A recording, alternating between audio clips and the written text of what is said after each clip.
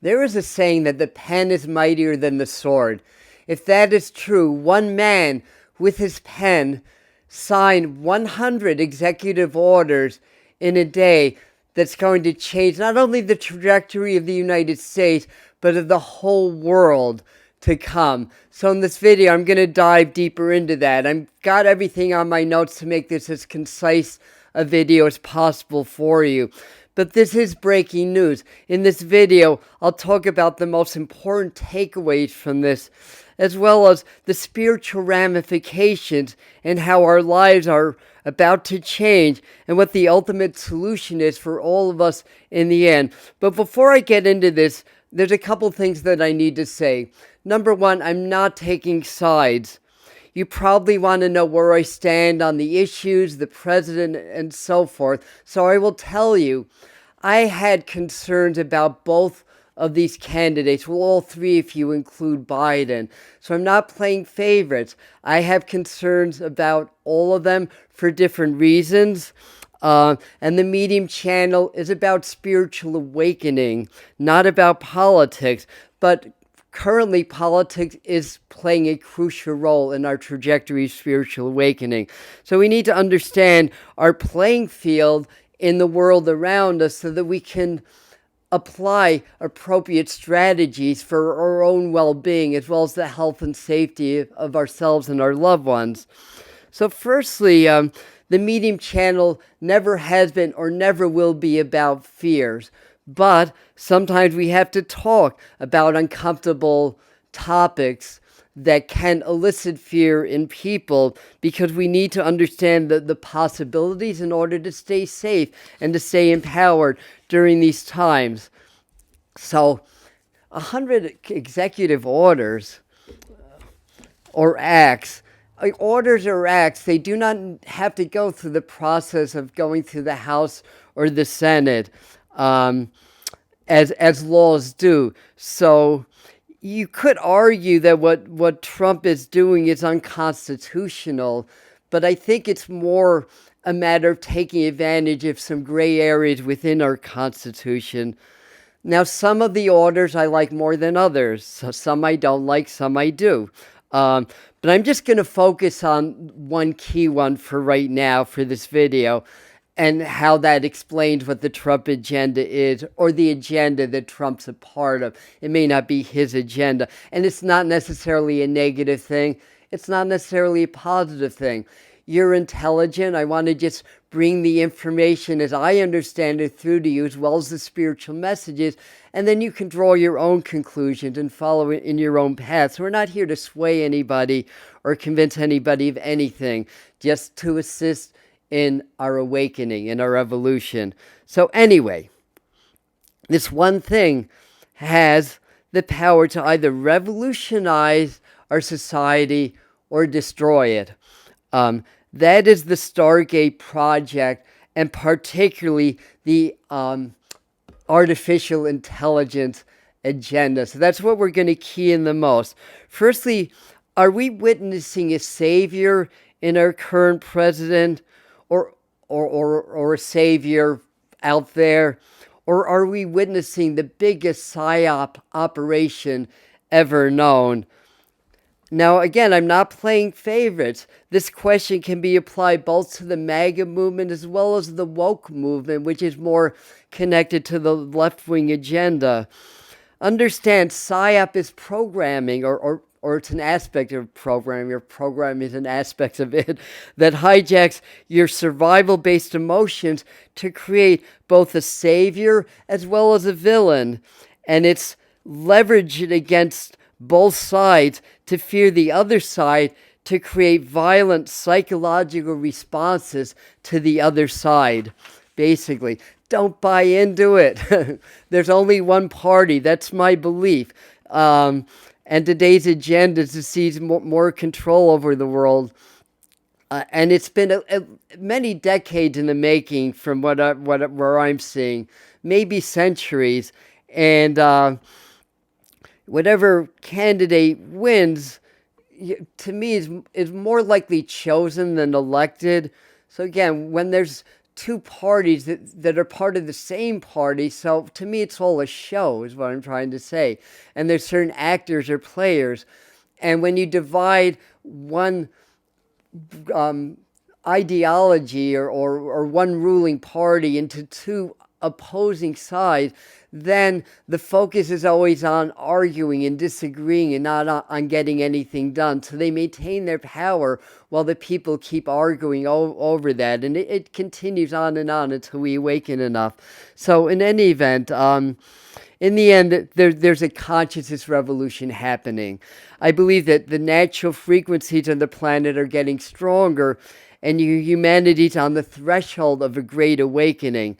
Something the elite, the deep state cabal, the ruling class, whatever you want to call them, is trying to stop at all costs. So keep that in mind. We've seen that for a very long time. So, back to Trump. Is he really fighting for our freedom? You can look at his career and the steps he's taking now and answer yes or no. But I will say, you can't be fighting for our freedom and supporting a system that's designed to take our freedom away at the same time. Freedom is at the very core of our spiritual existence. And Project Stargate, $500 billion is being allocated. It's a plan that's being aggressively pushed, the agenda forward. We see Donald Trump's agenda is playing out on the world stage. So look at his moves up until now. Can be looked at or seen as a New World Order agenda, partly to build a World War III scenario. Now, I'm not saying that that's the case, but would seem to point in that direction just by what we're seeing. We don't necessarily know what's behind it. Yet Trump vehemently states that he is against it and it will never happen. So we'll see how that plays out. But we also look at how AI plays as the centerpiece of Stargate. And the whole New World Order is a technocratic society built by one centralizing power to leverage control over the entire planet. Just in a nutshell. And again, we're kind of seeing that maybe we're seeing that playing out. So anyway, so look at AI plans as a centerpiece. Recently there's meetings with the CEO of OpenAI, what was his name? Sam Altman, Oracle Executive Chairman Larry Ellison. I didn't write it down. I forgot the name of that investment group.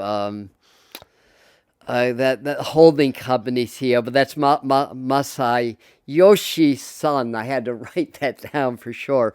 And of course, Elon Musk is very much so. These are all very heavy hitters, heavy innovators, as well as CEOs around artificial intelligence and that whole agenda. And they're all part of Trump's team right now. So what we're seeing is a New World Order playing out, just as predicted by myself.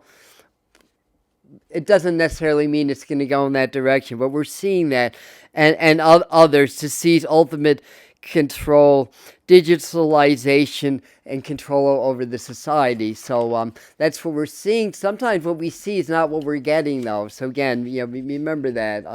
And this also is really leading into transhumanism. Or interfacing biology with technology, and that's part of the AI agenda from what I understand. Again, I've done a fair amount of research, different sources. We have to understand also that all information lines are corrupt. You cannot trust what you're seeing on the internet. You cannot trust the news. You cannot even trust your favorite supposedly nonpartisan portrayers of the truth, alternative news feeds out there, because it's all corrupt. We can trust spirit, and we can learn how to link with spirit with our heart.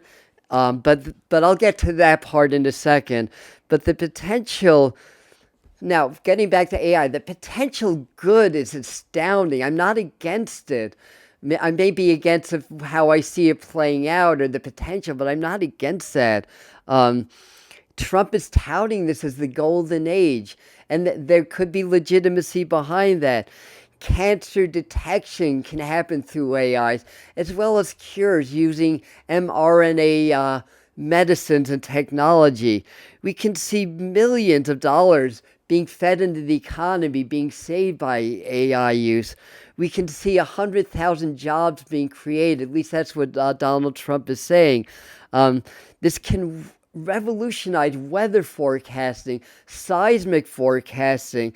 It can detect breaches in oil rigs to prevent some of the very disastrous oil leaks that we've had through the ages. The potential benefits are mind-boggling. So I just want to make that clear. But here's the thing. There's always another shoe, right, that falls.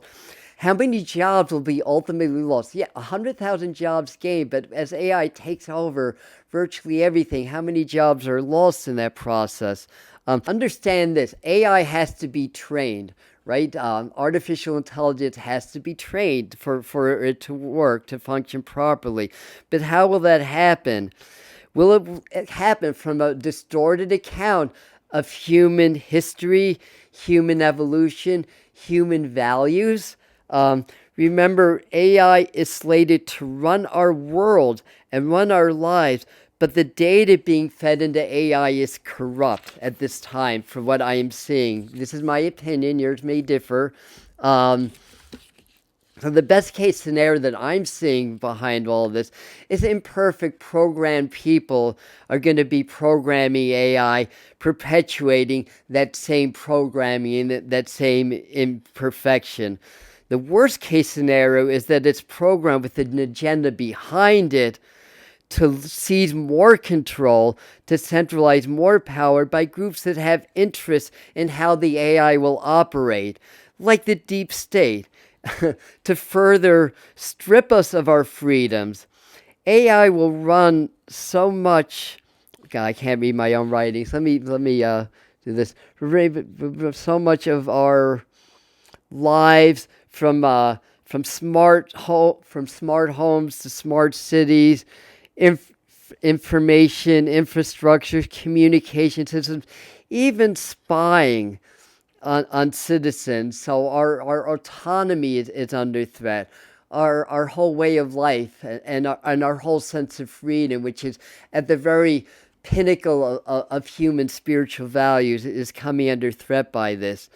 So are the programs all spiritual? Have they, are those who program, have they done their spiritual work? The ones that are programming this AI, this infrastructure that's going to run the world? Have they done shadow integration? Have they reached self-actualization? Or again, are they just running programs or just feeding an agenda to seize control and power? There's also two new generations of AI that we mentioned. We mentioned a lot of this starting in 2020. We predicted all of this, by the way, starting in 2024 here on the Medium channel. Some of you know that have been following the channel. It's AGI, Artificial General Intelligence, and ASI, Artificial Superintelligence. The latter will be superior to humans. And what happens with that? Do you remember the Star Trek movie?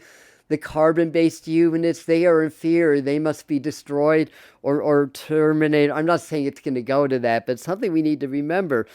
We've got to also remember AI has no soul. There's no consciousness. There's no compassion. That it's there's no soul resonance. At the end of the day, it's a machine. It's still programmed. But one that's able to rewrite its own programming, makes its own decisions based on that. But it's not based on compassion or any of that. So this is the agenda that I'm seeing, whether it's Trump's agenda or he's part of a globalist movement. It's being revealed now, or he's really, using his position to fight this agenda, to really fight for our freedoms. So anyway, so what can we do about it? What can we do? The solution is in becoming spiritual and adapting more spiritual values.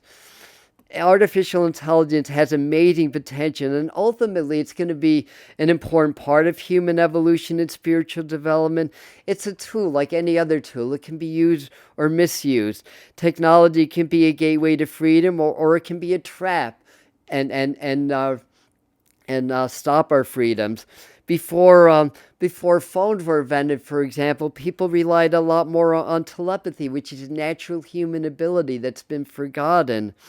Um, it's great. I'm all for the fact that with the use of AI, we're going to be able to crack a lot of codes, like how to cure things like cancer, things like that. But when we talk about cancer and mRNA medicines for cancer cures, which is part of the AI agenda, that's a very expensive and a very sophisticated way.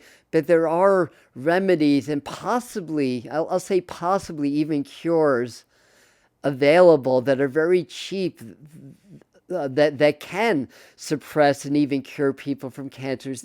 Thousands of experiences that through things such as herbs.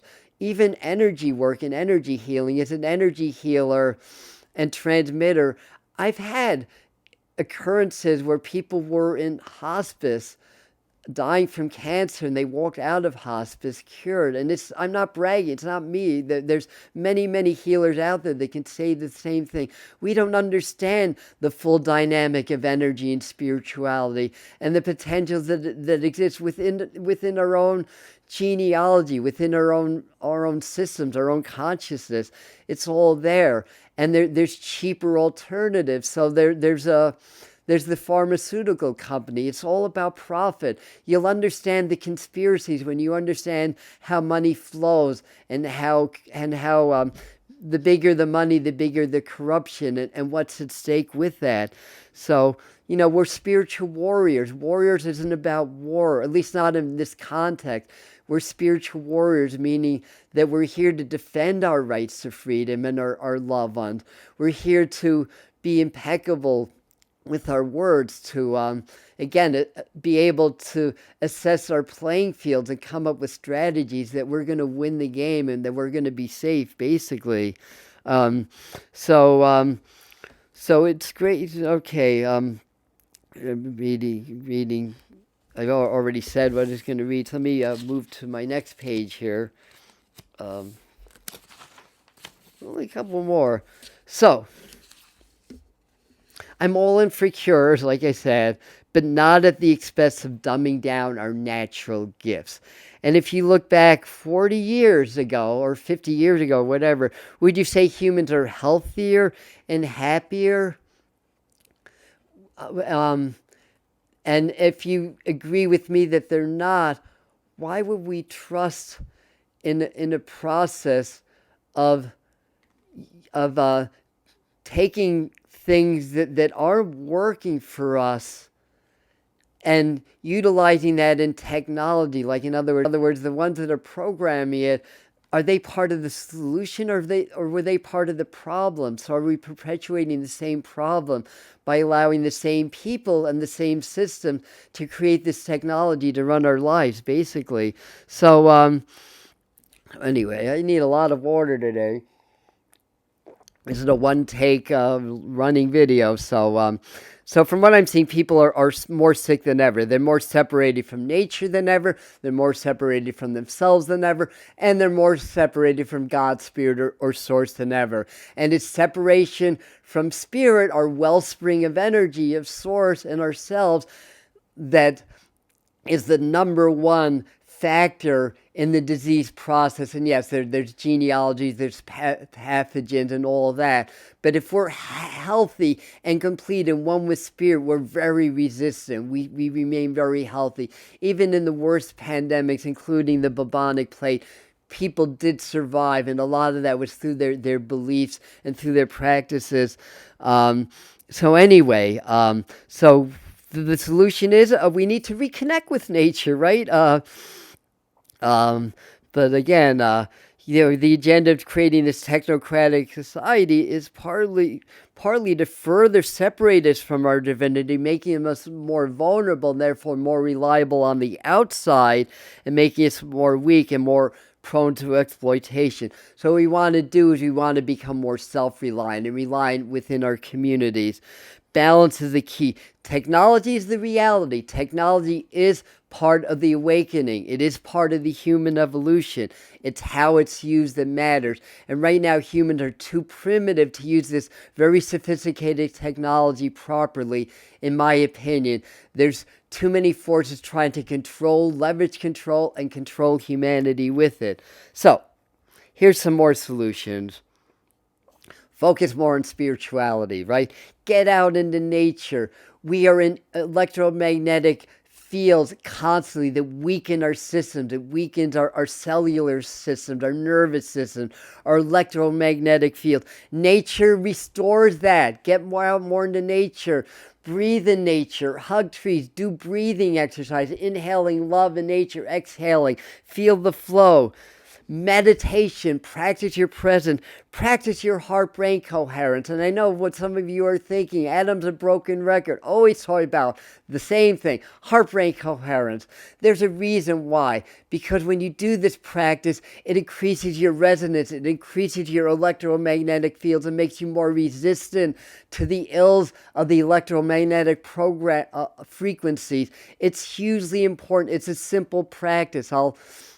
If I have time, I'll flash that above for you, but I have a whole playlist on how to do the practice heart-brain coherence.